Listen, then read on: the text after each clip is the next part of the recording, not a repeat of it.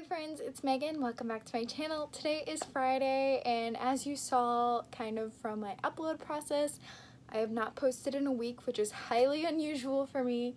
I've just been in such a bad reading slump and just energy slump in general. Who knew that having a full-time job was so time-consuming?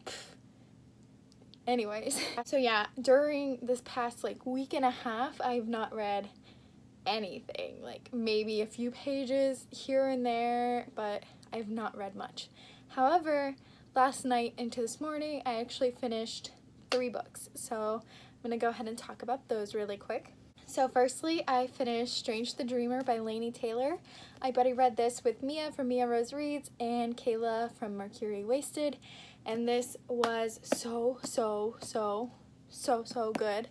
And it's funny because I was actually predicting the ending in the group because they were saying, what are your theories? What do you think is going to happen in our group?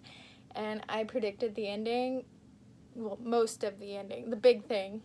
But there was still something about the ending that I was not expecting, and I need to pick up Muse of Nightmares because I just need to know where this is going to go from here. Because I've got a lot of feelings and I need to express them, and this was an incredible book. Absolutely 5 out of 5 stars. The next book I finished is A Curse So Dark and Lonely by Bridget Kimmerer, and I ended up giving this 4.5 out of 5 stars.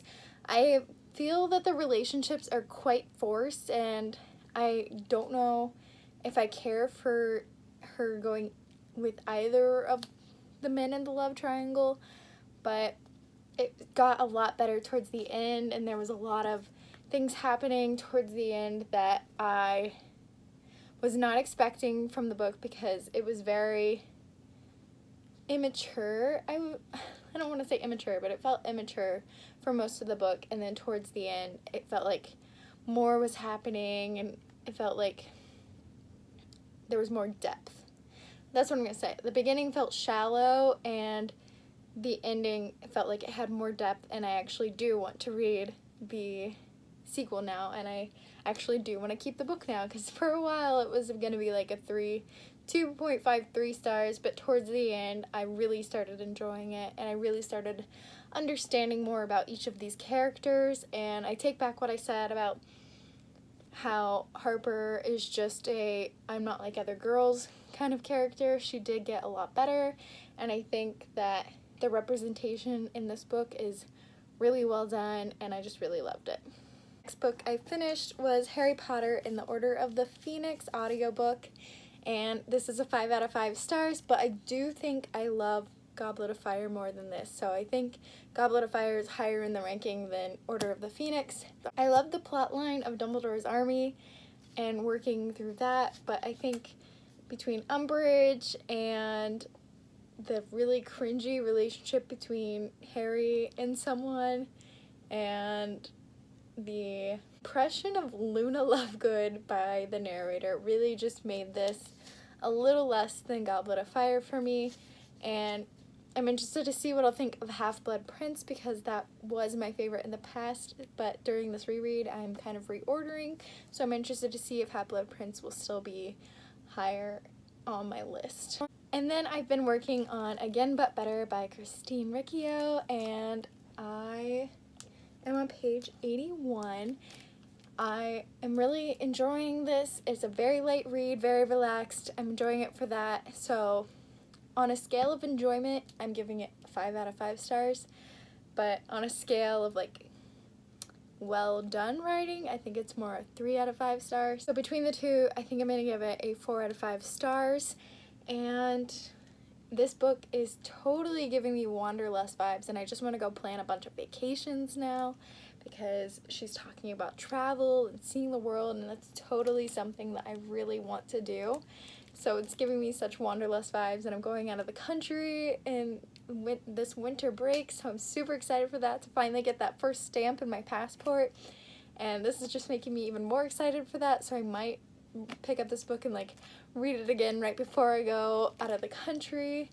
But yeah, this is much better than I've been anticipating because I went into it with low expectations after seeing not such good reviews. But for me, it's more about the enjoyment of the book than how well the book is written. So yeah, Right now it's a 4 out of 5 stars, but I will keep you updated because there's still like 300 pages. It is currently the 28th of June, so I believe I have 3 more days in the month of June to try to finish some books. So my priorities for the rest of this month, I'm gonna do like a little weekend vlog instead of a weekly vlog because I did not do anything this week. So just gonna update you throughout the weekend, but my priorities for this weekend are to finish Again But Better, finish the last 90 pages of Heirs of Fate, and to finish the last like 250 pages of King of Scars. So those are the goals for this weekend. I'm trying to keep it pretty low-key and not push myself because I think just pressuring myself to read is making me not want to read, and I just need to read how I want to read, you know? So that is basically my goals for the weekend, so I will check in with you guys tomorrow. Hi friends, it is now Monday. I didn't get to update over the weekend. I had the stomach flu. I haven't been sick since like 3rd grade, so I didn't even know how to deal with it. I had to call out today from work and didn't even know how to call out, but I'm feeling better from all this rest. So yes, it was a rough weekend, but I did get some stuff done, so I wanted to update you on kind of my weekend vlog thing. It's not going to be a very long vlog, so sorry in advance. Maybe if you stay after the little like credit scene, I'm going to throw in some videos from my trip to an indoor garden with Anthony, so if you want those like fun clips, stick around towards the end. But other than that, this is a very short vlog, so I'm really sorry about that. So now getting into the books. I finished Again But Better by Christine Riccio, and I really connected with this book in ways I was not anticipating to. It definitely like had me sobbing at more than one point, and I was not ready for that because I hardly ever cry at books. I'm a very emotional person, but books hardly ever make me cry. So I think I'm actually gonna like purchase this one because this is a library book, but I think I'm actually gonna purchase this one just because it feels really close to my heart in ways that I was not ready for. So I mean, that's really good, but surprising. I'm giving it 4.5 out of 5 stars. It was really enjoyable. I love the story. It gave me such Wanderlust vibes, and it makes me want to go plan a bunch of vacations, and it makes me really happy I'm going out of the country at the end of this year. So yeah, I'm excited for like exploring the world because who doesn't want to do that, right? The reason it's getting 4.5 instead of 5 stars is just because the writing was a little like debut novel-y at points. It took me out of it just for some of the like typos and spelling errors and just the immaturity of the writing at points. I was taken out of the story, like, ooh, I noticed that kind of thing. But other than that, yeah, I really enjoyed it. So 4.5 out of 5 stars. Next, I finished the 3rd story in the Heirs of Fate short stories series, and this one was called The Storm Mistress. It tells the story of Jade, who is the daughter of a pirate, and she kind of turns him in exchange for the like safety of her home. And then she ends up working at a pleasure house and realizes that her home is in danger again.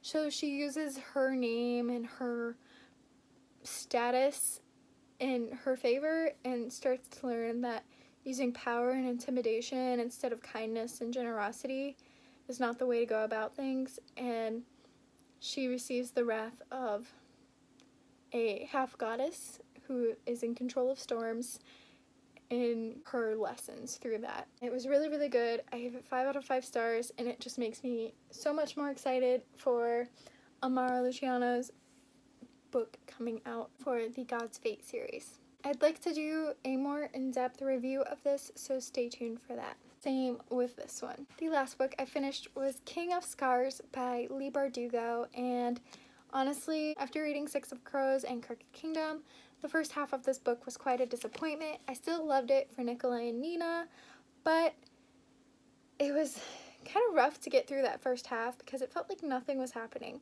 However, the second that second half took off, I was like on the edge of my seat, flipping pages as fast as I could to find out what happened next, and I really, really loved it. It really saved the book for me. I'm giving it 4.5 out of 5 stars just for the first half because it did take 250 pages to get to that second half. But yeah, I really, really enjoyed it. So that's what I did this weekend.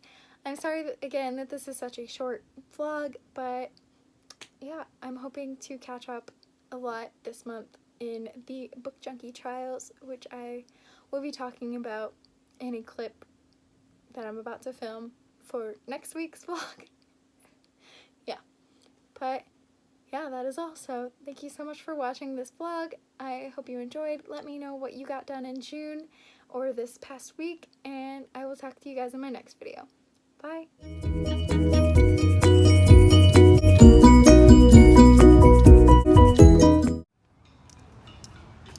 When it gets like closer down, you have to like go faster to bring it back up. Can you go faster than that?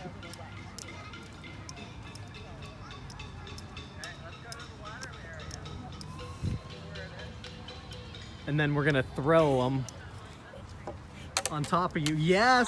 Get it! I don't know how that just happened. You have to make sound. I'm trying. It's not. Smack them against each other. Wait.